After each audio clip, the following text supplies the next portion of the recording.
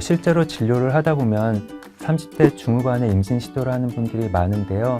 30대 중후반 이후로는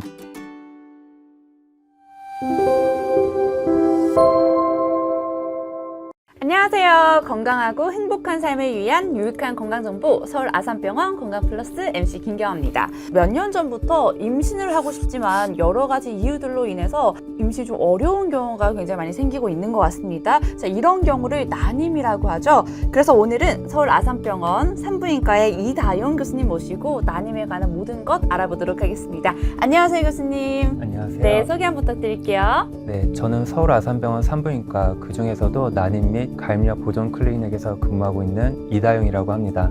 제가 주로 하는 역할은 아이를 원하지만 임신이 되지 않는 난임 부부들을 도와서 아이를 가지실 수 있도록 도와드리는 역할을 하고 있고, 그 외에도 항암 치료를 앞두거나 아니면은 나이의 증가에 따라서 가임력 저하가 예상되는 분들에 대해서 난자나 정자, 배아 또는 난소 조직을 건강한 상태로 동결 보존하였다가 향후에 임신을 원하는 시점에 해동을 해서 사용을 함으로써 가임력을 보존하는 역할도 하고 있습니다. 네, 그럼 오늘은 난임에 대한 자세한 정보뿐만 아니라 우리 예비 엄마 아빠분들께 도움될 만한 정보까지 제가 여쭤보도록 할 텐데 준비되셨을까요?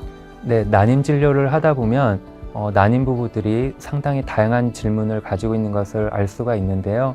오늘 시간을 통해서 여러 가지 궁금증들이 해소되었으면 합니다. 네, 한번 제대로 파헤쳐 보겠습니다. 교수님, 난임이라고 하면 어려울 난자를 써서 뭔가 어렵다고 인식이 되는데 예전에는 제가 불임이라는 단어를 되게 많이 접했던 것 같거든요. 맞아요. 난임과 불임은 뭔가 부르는 단어 자체가 다르니까 차이가 있을 것 같은데 정확하게 어떻게 좀 다를까요? 불임과 난임은 그 단어를 뜻 그대로 해석을 해보면은 불임은 임신이 불가능한 경우, 난임은 임신이 힘든 경우, 즉 가임력이 떨어진 경우로 볼 수가 있는데요. 불임이라는 단어가 가진 부정적인 의미 때문에 최근에는 불임이라는 단어보다는 난임이라는 단어를 더 흔히 사용하는 추세예요. 특히나 과거에는 임신이 힘들었던 부부들이라 할지라도 최근에는 난임의 진단 기술이나 치료 기술이 발달하면서 그러한 부부들이 임신이 가능한 경우가 상당히 증가했거든요. 그래서 최근에는 불임보다는 난임이 더 적절한 용어라고 생각을 합니다. 네, 앞으로 저도 일상생활에서 혼용하지 말고 난임이라고 좀 더 말할 수 있도록 인지를 해야 될 것 같습니다. 아니, 그런데 교수님, 사실 드라마나 영화를 보면요, 이 못된 시어머니 분들께서 야, 있잖아, 너 때문에 말이야! 이렇게 정말 마치 그 난임의 책임이 여성인 것처럼 표현을 되게 많이 하고 있는데 실제로도 그런 건가요? 실제로 난임 부부들을 분석한 통계를 살펴보면요, 남성 요인이 40%, 여성 요인이 40%, 원인이 알려지지 않은 경우가 20%이기 때문에 실제로는 남성과 여성의 난임 원인이 비슷한 부분을 차지한다라고 확인할 수가 있고요. 그거는 우리나라만 그런 게 아니라 전 세계적으로 공통된 현상입니다. 그러니까 드라마는 드라마일 뿐 실제로 전혀 그렇지 않다는 거 여러분 기억을 꼭 해주시고요. 저 딱 들으면서 드는 생각이 생각보다 이 남성적 요인이 차지하는 비중이 좀 굉장히 크네요. 이 남성에게 난임 요인? 어떤 경우가 있을까요? 남성 측면에서 가장 중요한 것은 역시 정자라고 할 수 있겠죠. 네, 정자를 볼 때 저희는 수나 운동성, 모양을 파악하게 되고 이는 정액 검사를 통해서 할 수가 있거든요. 최근 40년간의 통계를 살펴보면 환경적인 요인, 즉 환경 호르몬 같은 문제나 식습관의 변화로 인해서 정자의 수가 지속적으로 감소하고 있다고 해요. 그래서 남성 요인이 없는지 검사를 하는 게 꼭 필요하고, 정자가 잘 만들어졌다 하더라도 그 배출 과정에서도 문제가 있을 수 있기 때문에 남편분도 꼭 오셔서 같이 상담을 하시는 걸 권유드립니다. 좋습니다. 꼭 같이 손잡고 오셔야 될 것 같아요. 그렇다면 남성 요인을 제외하고 난임을 유발할 수 있는 원인들은 어떤 게 있을까요? 여성 원인은 남성 요인보다 좀 더 복잡하다고 할 수 있는데요. 배란 기능 장애, 난소 기능 저하, 난관 문제, 자궁의 문제, 그 외에도 자궁 내막증 같은 문제들이 난임을 유발할 수 있어요. 그렇다면 교수님께서 제일 먼저 이 배란 기능 장애에 대해서 말씀을 좀 해주셨는데요. 난임을 유발하는 배란 기능 장애의 대표적인 원인은 어떤 게 있을까요? 네, 배란 기능 장애는 여러 가지 원인으로 일어날 수 있는데 그중에 최근에 가장 흔한 것 중에 하나는 다낭난소 증후군이에요. 이거는 들어보신 분도 많을 것 같은데요. 그 이름에서 내포하듯이 초음파를 보게 되면 이런 분들은 배란이 잘 일어나지 않기 때문에 난포들이 자라지 못하고 조그만 애들이 여러 개 모여 있어요. 그래서 다낭난소로 보인다 이래가지고 다낭난소 증후군이라고 맞아요 부르고 있고요. 네. 다낭난소 증후군은 타고난 체질, 즉 유전적인 요인과 주변 환경 그리고 환자의 평소 생활 습관 등이 다양하게 영향을 미치는 질환이기 때문에 꾸준한 관리가 필요합니다. 그리고 다낭난소 증후군이 있는 여성은 배란이 불규칙하기 때문에 무월경이나 월경 불순이 발생하기 쉽고 따라서 임신도 잘 안 되기 때문에 가임력이 떨어지는 대표적인 질환이라고 할 수 있어요. 그 외에도 과도한 스트레스나 다이어트 또는 야간 근무 등도 이런 호르몬 주기를 변화시킴으로써 배란 장애가 유발될 수 있기 때문에 이러한 원인이 있는지 잘 파악을 해야 되고 드시는 약 중에도 이런 월경 주기를 변화시킬 수 있는 약이 있어서 그런 것도 파악을 하고 있습니다. 그렇다면 교수님, 이 다낭난소 증후군은 근원만 파악하면 바로 개선이 되나요? 좀 전에 말씀드렸듯이 다낭난소 증후군은 체질적인 요인도 작용을 하고 환경이나 생활 습관 이렇게 다양한 요인들이 작용하는 일종의 체질적인 문제이기 때문에 치료의 개념보다는 평생 관리하는 개념으로 접근하셔야 되고요. 이런 여성분들은 배란이 잘 안 된다 뿐이지 난소 기능 자체는 좋은 분들이고 배란 유도를 하게 되면 대부분 임신이 가능하십니다. 할 수 있다. 교수님, 그렇다면 그 다음으로 말씀을 해주셨던 난소 기능 저하는 왜 일어나는 건가요? 난소 기능 저하 그 원인이 뭘까 굉장히 궁금하실 텐데요. 네. 실제로 난소 기능 저하는 태어나면서 꾸준히 일어나는 자연적인 현상 중에 하나예요. 아, 그래요? 네, 여성분들은 태어나면서 네. 약 200만 개의 난포를 가지고 태어나는데요. 초경할 나이가 되면 이미 이러한 난포가 40만 개에서 50만 개로 감소가 되어 있거든요. 이렇게 난소 기능 저하는 나이의 증가에 따른 자연스러운 현상이라고 생각하셔도 됩니다. 그렇다면 교수님, 이 확실히 임신 가능성은 나이와 상관관계가 있겠군요. 좋은 질문이세요. 네. 실제로도 임신 가능성을 판단하는 데 있어서 나이는 가장 중요한 요인 중에 하나예요. 실제로 진료를 하다 보면 30대 중후반에 임신 시도를 하는 분들이 많은데요.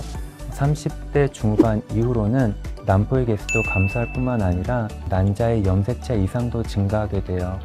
이렇게 염색체 이상이 증가하게 되면 수정도 잘 일어나지 않을 뿐만 아니라 배아를 이식한다 하더라도 쉽게 유산이 되기 때문에 주의가 필요합니다. 게다가 항암 치료를 앞두고 있거나 아니면 난소 수술을 앞두고 있는 분들은 그러한 손상으로 인해서도 이 난포의 개수가 감소할 수 있기 때문에 이러한 치료를 앞두고 계신 분들은 본인의 가임력 저하에 대해서 산부인과 의사랑 미리 상담하는 것이 되게 중요하다고 생각을 합니다. 그럴 때는 우리 다영 교수님을 찾아뵈면 되겠군요. 네, 제게 오시면 최선을 다해서 도와드리도록 하겠습니다. 좋습니다. 아니, 들어보니까 또 요즘은 결혼 전이나 임신 전에 여성분들께서 난소 나이를 검사한다고도 하더라고요. 그렇다면 여기서 궁금해지는 질문이 실제 나이와 난소 나이는 똑같이 나오는 걸까요? 이제 저희 입장에서 되게 중요하게 생각하는 것은 난소의 기능이 어떠한가를 판단하는 기준인데요. 난소의 기능은 크게 말해서 배란을 잘 하느냐, 호르몬을 잘 만드느냐예요. 근데 이러한 기능은 모두 난포가 담당하고 있거든요. 따라서 난포가 충분한지를 판단하는 것이 중요하고 이렇게 해서 난포에서 만들어지는 호르몬을 파악을 하게 되는데 그중 가장 대표적인 것이 AMH라고 하는 호르몬입니다. 이러한 호르몬 수치를 판단함으로써 그 나이대 평균 수치보다 높은지 낮은지를 판단할 수가 있고요. 나이대의 평균 수치보다 낮게 되면은 난소 나이가 많다라고도 얘기를 할 수가 있는 거죠. 즉 난소 기능이 나이 평균에 비해서 감소되어 있다. 그렇게 판단이 가능합니다. 그러면 내 실제 나이와 난소의 나이가 동일하지는 않을 수도 있다. 맞습니다. 그래서 난소 기능 저하가 의심되는 분들은 이렇게 난소 기능 검사, 즉 난소 나이 검사를 시행해 봐야 됩니다. 이렇게 AMH를 통한 방법 외에도 초음파를 통해서 직접 난소에서 난포의 개수를 파악하는 방법도 있긴 합니다. 그렇군요. 자, 그럼 이어서 또 질문 드리도록 하겠습니다. 교수님, 난관 요인이 있다고도 말씀을 해주셨는데 일단 난관이 뭘까요? 난관은 흔히 이제 나팔관이라고도 부르는데요. 수정, 즉 정자와 난자가 만나는 공간이 바로 나팔관이거든요. 따라서 이러한 난관 이상이 있으면은 당연히 임신이 힘들겠죠. 예전에 골반염을 앓았던 경우나 자궁 내막증 같은 질환으로 난소나 나팔관 쪽에 수술을 받는 경우에는 이러한 난관이 좁아지거나 심지어 아예 막히는 경우도 존재하기 때문에 이러한 과거 이력이 있는 분들은 난임 전문 의사와 상담하는 것이 필요한 경우도 있습니다. 아, 자궁 내막증을 실제로 앓고 있는 친구가 주변에 있는데 이게 난관에 문제가 생길 정도로 좀 심각한 질병이었군요. 맞아요. 자궁 내막증은 가임기 여성에서 굉장히 흔한 난소 질환 중에 하나거든요. 네. 그 자궁 내막증이라는 이름에서도 알 수 있듯이 자궁 내막증은 자궁 내막에 있어야 될 조직이 골반 안으로 이동하면서 거기에서 쉽게 말해서 월경을 꾸준히 일으킨다고 생각하면 돼요. 그래서 그 복강 안에서 지속적인 염증이나 출혈이 일어나게 되고 이러한 출혈 및 염증 반응을 통해서 주변에 유착을 일으키거든요. 그래서 난관 유착을 유발할 수도 있고요. 난소의 기능 저하나 착상을 방해할 수도 있기 때문에 자궁 내막증이 가임력을 저하시키는 주요한 원인 중에 하나입니다. 그렇다면 교수님, 자궁 내막증 말고도 자궁 근종이나 자궁 내막 용종 이런 것들도 난임과 관련이 있을까요? 맞아요. 자궁 근종은 가임기 여성의 절반 이상에서 관찰될 정도로 굉장히 흔한 자궁 질환이거든요. 네. 그리고 자궁 내막 용종도 가임기 여성에서 굉장히 흔하게 발생하는 질환이에요. 근데 일반적으로 이렇게 흔한 것과 달리 자궁 근종이나 자궁 내막 용종이 임신에 악영향을 미치는 경우는 별로 없어요. 휴, 다행이다. 그래서 이러한 것들이 관찰되었다고 해서 네. 무조건 수술로 제거할 필요는 없습니다. 다만 이러한 근종이 아주 크거나 네. 아니면 위치가 안 좋거나 여러 개 있을 경우에는 그로 인해서 착상을 방해하거나 임신이 유지되는 걸 방해할 수도 있기 때문에 이러한 경우에는 수술적 절제를 미리 고려하기도 합니다. 자, 그렇다면 교수님, 이렇게 다양한 질병으로 인해서 난임이 생길 수도 있지만 사실 병원에 가서 진단을 받기 전까지는 이 어떤 원인들로 인해서 내가 지금 임신이 어려운 거지? 파악하기 굉장히 어렵잖아요. 자, 그래서 우리의 부부는 난임인 것 같아 라고 의심을 할 만한 기준 같은 게 있을까요? 이 난임 부부들이 이제 언제 병원에 방문해야 되는지 굉장히 궁금해하는 경우가 많은데요. 네. 난임의 정확한 기준은 1년 이상 정상적인 부관계를 했음에도 불구하고 임신이 일어나지 않은 경우로 정의를 해요. 하지만 우리가 앞에서 열심히 살펴봤듯이 여러 가지 원인들로 난임이 유발될 수가 있기 때문에 그러한 난임 원인이 있을 것으로 예상되는 분들은 굳이 1년까지 기다리실 필요가 없고 약 6개월 정도 기다려도 임신이 안 되면은 저와 같은 난임 관련 전문의와 상담을 하시는 것이 필요할 수 있습니다. 역시 고민이 될 때는 찾아가는 게 답이겠군요. 빨리 오시는 게 도움이 될 때가 많아요. 네, 맞습니다. 그렇다면 교수님, 난임 판정을 받고 난 후에는 난임 치료 방법들이 있을 것 같아요. 어떤 것들이 있을까요? 앞에서 살펴본 바와 같이 명확한 난임 원인이 있는 경우에는 그 원인을 먼저 교정해 주는 게 필요하거든요. 앞에서 말씀드린 바와 같이 다낭 난소 증후군이 있어서 배란이 잘 안 된다. 그러면 배란 유도제를 사용할 수도 있고요. 근종이나 용종이 임신을 방해하는 것 같다. 그러면 수술적으로 제거를 고려할 수도 있습니다. 이렇게 원인이 잘 제거되고 나면은 이런 분들은 자연적으로 임신이 되는 경우도 꽤 많아요. 하지만 이러한 교정에도 불구하고 임신이 되지 않는 분들이 있고요. 네. 그러한 경우에는 좀 더 적극적인 방법이 필요하겠죠. 어떤 방법들이 있을까요? 네, 이러한 방법을 우리는 보통 보조생식술이라고 부르는데요. 보조생식술은 크게 인공수정술이랑 체외수정시술 두 가지로 나뉜다고 생각하시면 돼요. 먼저 인공수정술은 배란될 시점에 맞춰서 잘 세척하고 응축시킨 정액을 자궁 내로 직접 투입을 해주는 거예요. 그래서 쉽게 말하면은 난자와 정자가 만나기 쉽도록 타이밍과 장소를 제공한다, 이렇게 보시면 되거든요. 그런데 이러한 시술을 받는 분들이 하나 유의하셔야 될 거는요. 인공수정술로 임신이 될 확률은 10에서 20% 정도예요. 그래서 한두 번 하고 임신이 안 됐다고 실망하실 필요가 절대로 없다는 거죠. 일반적으로는 3번에서 6번 정도 시도를 해야 인공수정술이 도움이 되는지 안 되는지를 판단할 수가 있습니다. 이렇게 인공수정술을 여러 번 했는데도 임신이 되지 않거나 아니면 심한 난임 원인이 있는 경우에는 체외수정술을 할 수가 있습니다. 체외수정 시술은 많은 분들이 시험관아기라고도 알고 있는 시술인데요. 네. 이를 위해서는 일단 난자를 여러 개를 한 번에 키워야 돼요. 이렇게 여러 개 키운 난자를 채취해서 수정을 시키면은 여러 개의 배아를 얻을 수가 있겠죠. 그러면은 우리는 이 중에서 가장 좋은 배아를 선택할 수 있고요. 가장 좋은 배아를 자궁 내막에 직접 이식을 시켜주는 과정이 체외수정 시술이다. 체외수정 시술은 결과가 상당히 좋은 편이고요.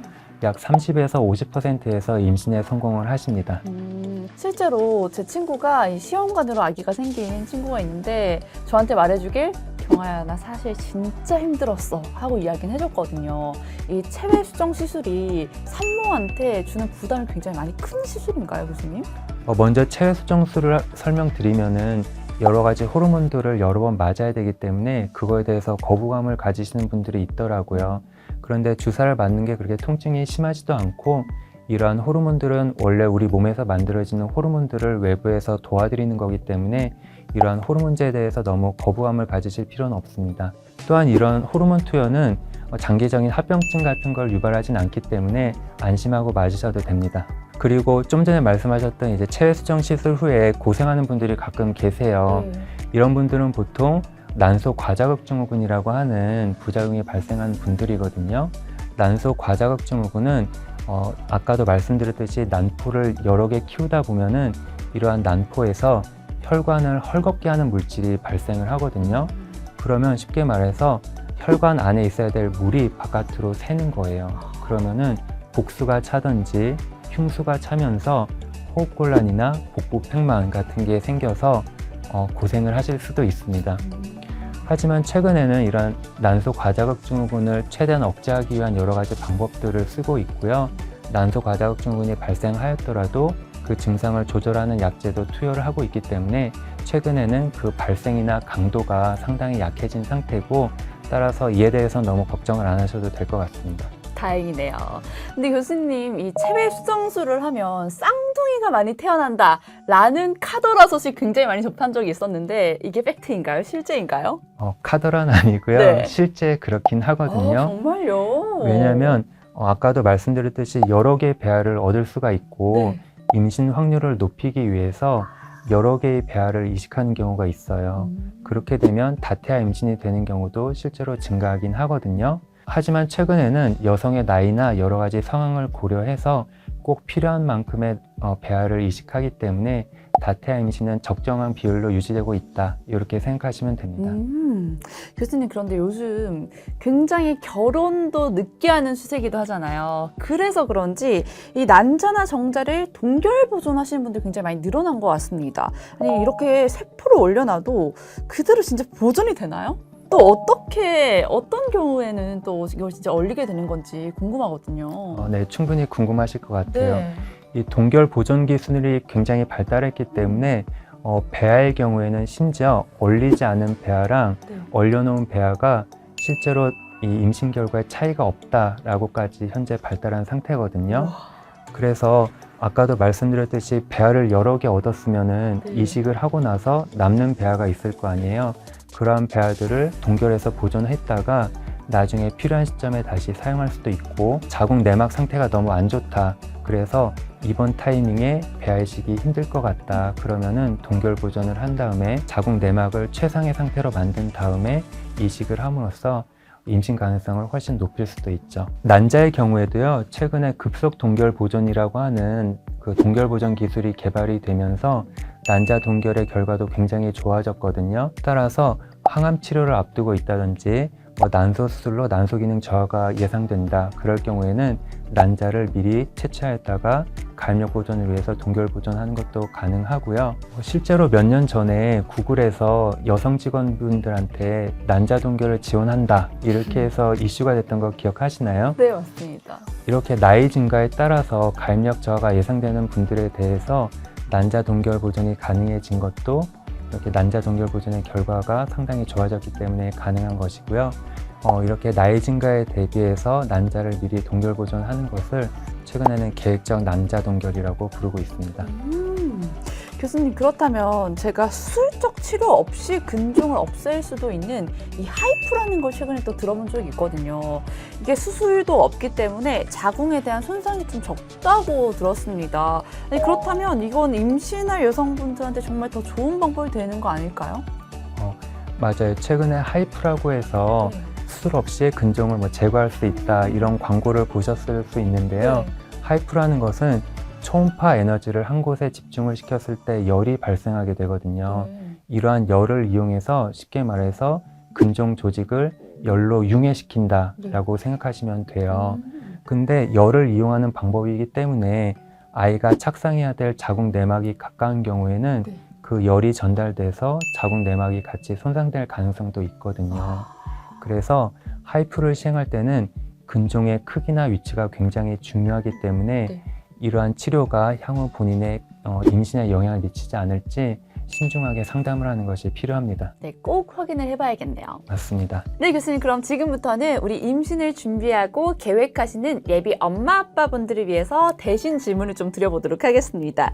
일단 첫 번째 질문이, 항상 임신 준비한다고 하면 엽산이나 철분을 잘 챙겨 먹어야 된다라는 이야기 많이 들은 것 같거든요. 실제로 이런 건강기능식품들이 도움이 될까요? 실제 난임 부부 상담을 하게 되면 대부분의 분들이 이런 영양제나 건강기능식품을 먹어도 되는지를 많이 물어보시거든요. 근데 실제 과학적으로 그 효과가 확실하다라고 밝혀진 성분들은 많지가 않아요. 예를 들어서 엽산의 경우에는 DNA 생성이나 배아의 성장 이런 쪽에 영향을 미치기 때문에 임신 전부터 복용을 하고 임신 중에도 복용하는 것이 도움이 될 수 있거든요. 그리고 요즘 많이 관심을 가지시는 비타민 D의 경우에는요, 비타민 D 결핍이 의심되는 경우에는 보충을 하는 것이 도움이 되실 수도 있어요. 근데 비타민 A 같은 경우를 살펴보면 과량으로 복용했을 때 태아 기형을 유발할 수도 있거든요. 따라서 임신을 준비하실 때는 이러한 영양제 복용에 대해서 난임 전문 의사랑 충분히 상의를 하고 복용하시는 것을 권유드리고 있습니다. 네, 맞습니다. 좋다고 다 챙겨 먹기보다는 확실하게 이야기 나눠보고 필요한 것들을 챙겨 먹는 게 중요할 것 같네요. 맞습니다. 네, 그럼 교수님, 이 카페인은요? 우리 임신해 오신 분들부터 시작해서 임신을 계획 중인 분들까지 커피도 고민하면서 드시잖아요. 이게 실제로도 연관관계가 있는 건가요? 실제로 과학적으로는 카페인을 하나도 먹으면 안 된다 이런 근거는 없거든요. 물론 카페인을 과량으로 복용을 하게 되면 여성 호르몬에 영향을 미치든지 임신 유지에 영향을 미칠 수도 있다라는 보고도 있어요. 하지만 하루 100에서 200mg 정도까지는 마셔도 큰 영향은 없는 것으로 알려져 있기 때문에 아예 안 드실 필요는 없고 적절히 조절하시면 될 것으로 보입니다. 그렇다면 교수님, 기복성이라고 말씀 좀 드릴 수 있을 것 같은 담배나 술은 언제부터 끊는 게 좋을까요? 실제로 정자가 난자가 자라는 데는 상당한 시간이 필요하거든요. 그래서 임신을 준비하는 3개월에서 6개월 전에는 금주 및 금연을 하시는 것을 권유드리고 있습니다. 그리고 술의 경우에는 다들 아시겠지만 임신 중에도 태아에게 악영향을 미칠 수 있거든요. 그래서 임신 중에도 금주를 하시는 게 중요하고요. 흡연의 경우에는 간접 흡연도 직접 흡연만큼 해로워요. 따라서 간접 흡연도 피하시는 게 좋습니다. 네, 이렇게 오늘 서울 아산병원 산부인과 이다용 교수님 모시고요. 함께 난임에 대해서 이야기 나눠봤습니다. 오늘 이렇게 나오셔서 말씀 나눠주셔서 너무 감사드리고요. 마지막으로 난임에 대해서 고민하고 계시는 우리 예비 엄마 아빠분들한테 한마디를 좀 해주신다면요. 예쁜 아기를 얻기 위해서 많은 노력을 하고 계시는 부부들을 접하게 되는데요. 이분들을 항상 응원하고 이분들이 실제로 이렇게 예쁜 아이를 데리고 오실 때 굉장한 보람을 느끼게 됩니다. 서울 아산병원 산부인과에서는 이러한 부부들을 도와드리기 위해서 많은 노력과 연구를 하고 있습니다. 따라서 도움이 필요하신 분들은 언제라도 저희 산부인과를 찾아주시면 최선을 다해서 진료 및 치료를 하도록 하겠습니다. 네, 좋습니다. 정말 많은 분들께서 힘을 얻지 않았을까 하는 생각이 드네요. 서울 아산병원 건강플러스 이번 영상은 여기까지고요. 이번 영상이 도움이 되셨다면 구독, 좋아요, 알람 설정까지 꾹 눌러주시고요. 저희는 다음 시간에 또 뵐게요. 그럼 안녕!